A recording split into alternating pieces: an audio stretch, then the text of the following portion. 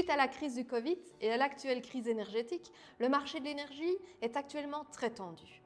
Afin de comprendre les tenants et aboutissants et l'impact sur le marché bruxellois, Karine Stassen, responsable du service socio-économique, et Karine Sarsian, responsable du service juridique, reviennent sur cette thématique, mais aussi sur les conséquences pour les consommatrices et consommateurs bruxellois, ainsi que les solutions que Brugel peut apporter. Actuellement, on remarque que le marché bruxellois est extrêmement tendu. Comment est-ce que vous pouvez nous expliquer cette situation ?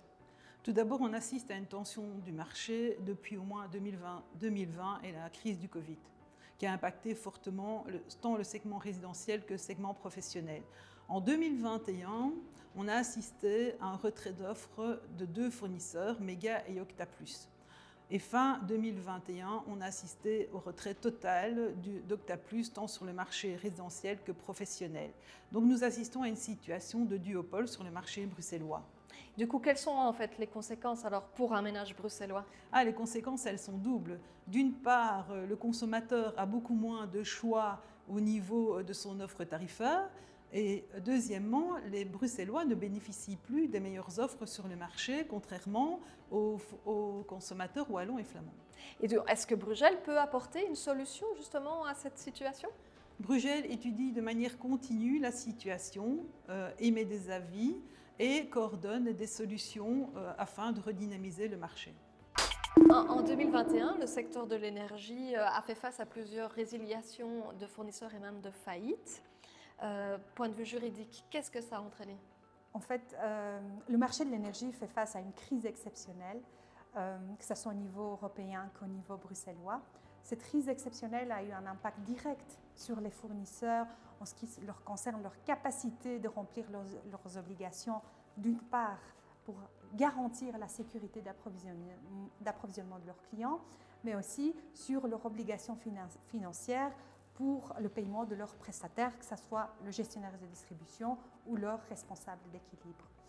À partir du moment où les fournisseurs se trouvaient dans l'impossibilité d'exécuter les obligations dont je viens de citer, le contrat d'accès prévoit une conséquence directe.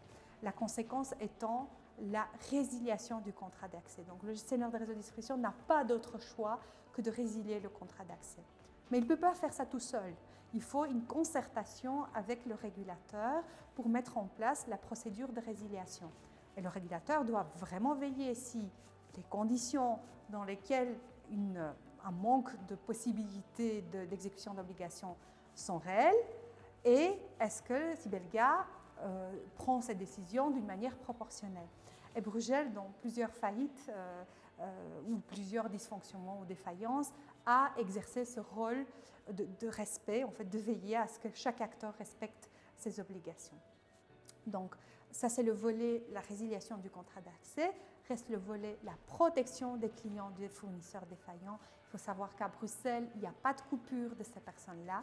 Il y a un régime légal de fourniture de substitution qui est mis en place et Brugel veille minutieusement pour que ce régime soit correctement appliqué par les acteurs impliqués dans la fourniture de substitution.